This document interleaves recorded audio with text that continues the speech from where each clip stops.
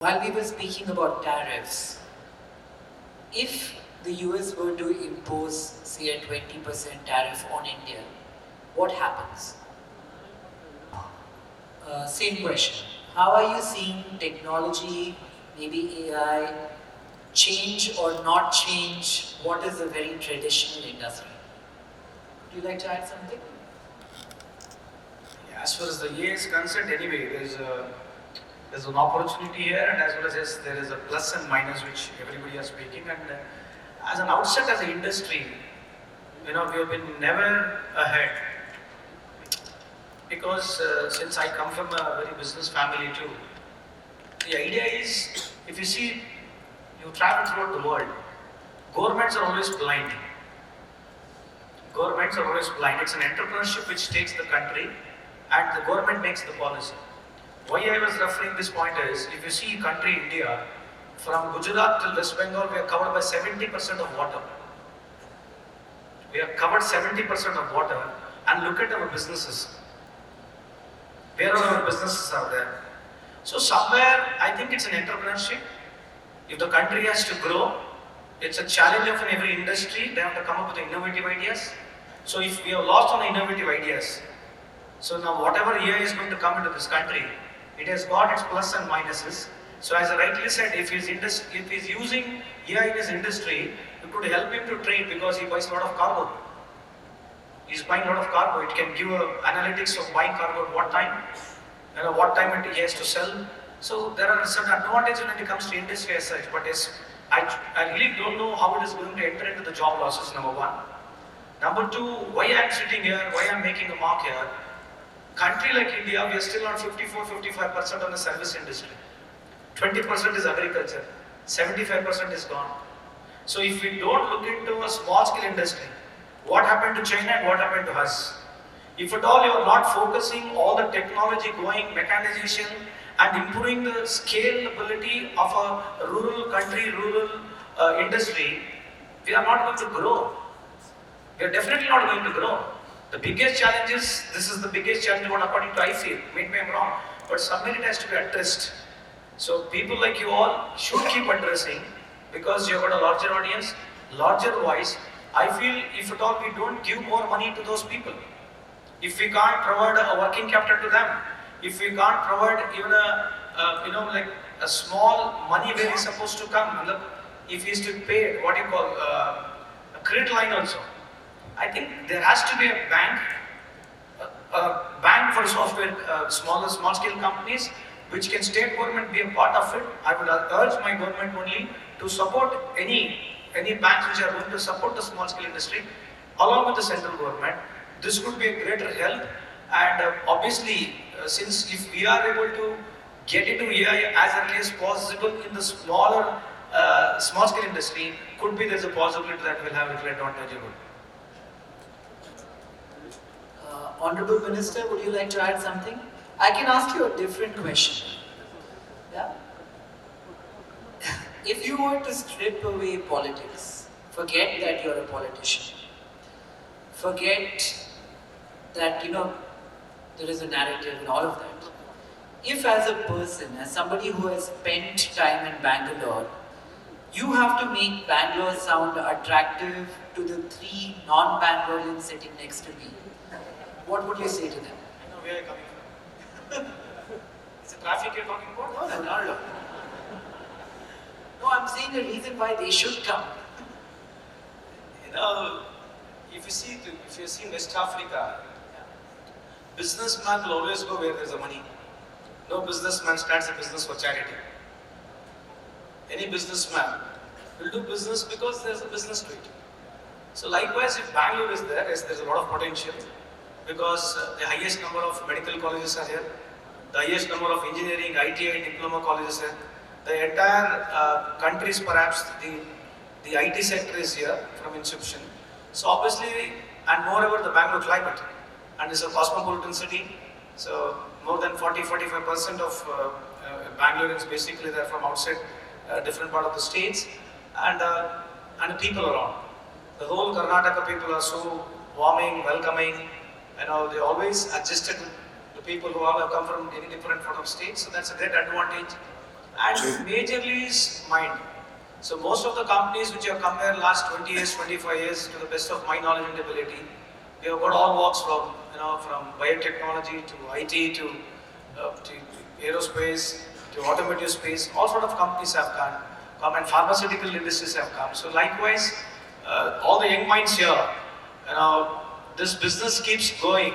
So my only request to you all is, I always thumb upon, I keep telling everywhere when I go, this country does not belong to only the politicians. You have to be closely watching on the policy, because policy is the only thing which can take this country ahead. So young friends here, I know I'm a little prototype and I may be boring on this, but this has got a larger impact. Mind you, please everybody here, I know you may think that politics is not your cup of tea, you don't follow politics, you don't want to join politics, that's fair enough.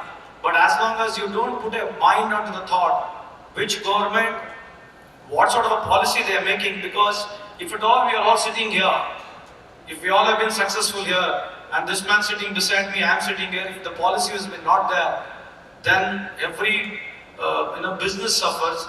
So coming to Bangalore here, always, especially Karnataka, has been always welcoming to any sort of an idea or any sort of investment. That's why I request one and all from any part of the world or any part of the country that they can come to Bangalore. Thank you.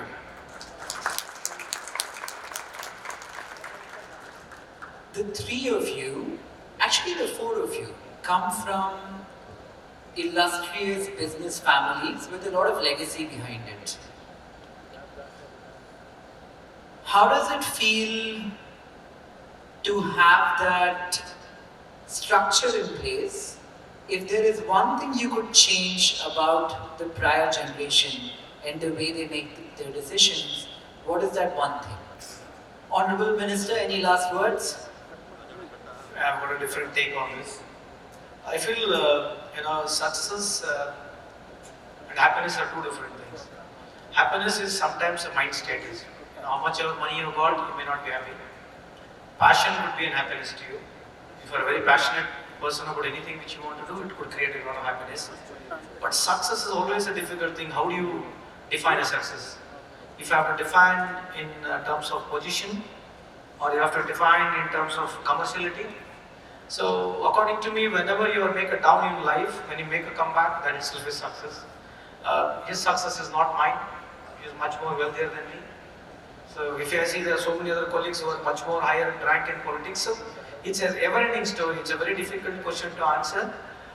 If at all you give a more, philosophical sense to it, I feel this world has got only a success have got many godfathers. Failure always a lot of them. So when we talk about success, and we have been all sitting here since we have been little successful. That's when people call us, make us speak. There are so many people who are failures, have got much more potential, they have that much more better passion than us, because still they want to achieve. They keep on trying. This never-ending story. Maybe I'm getting old now. I speak more of philosophy. Thank you.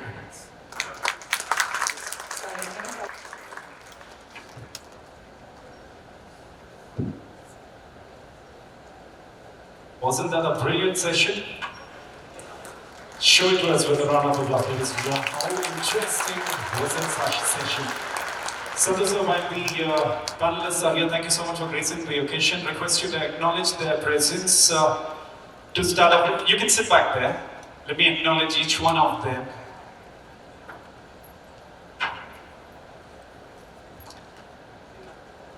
Santhosh sir, we would want you to honor them, acknowledge their presence. Ladies and gentlemen, put your hands together, give a big round of applause to Parth.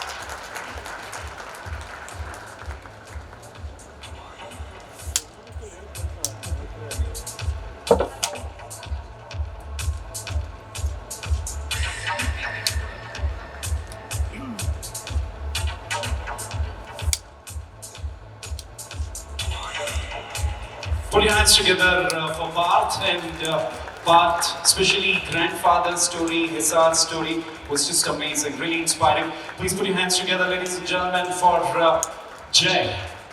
Give a round of applause to Jay. And Jen, that was brilliant when you spoke about, we need to agree to the fact that we are privileged ones to be the second gen or the third gen. That's something really impressive. Now, ladies and gentlemen, put your hands together for Susanna. Give a round of applause.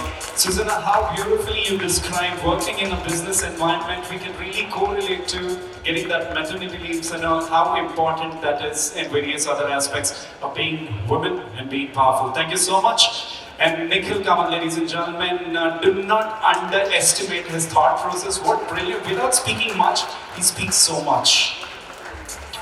Very insightful and thought-provoking questions. In fact, questions which most of you were wanting to ask. Yes? So, Nikhil, you questioned, basically, मेरे दिमाग में जो सवाल थे ना, you questioned about them, and I believe most of them had that. Thank you for being such a wonderful moderator. And Santhosh sir, what a pleasure having you here. You brought in a lot of insight.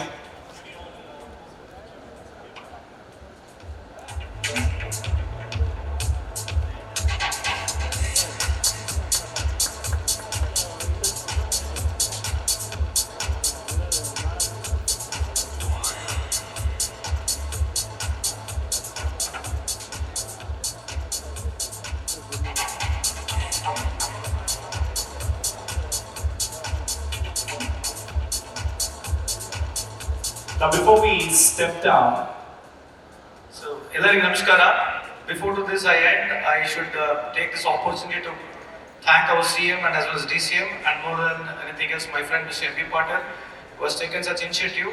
So on behalf of you all, I would like to thank my government, Mr. Siddaramaiah ji, and as well as the DCM DK Shivakumar ji, and wonderful my friend Mr. MP Patel. Thank you so much, guys.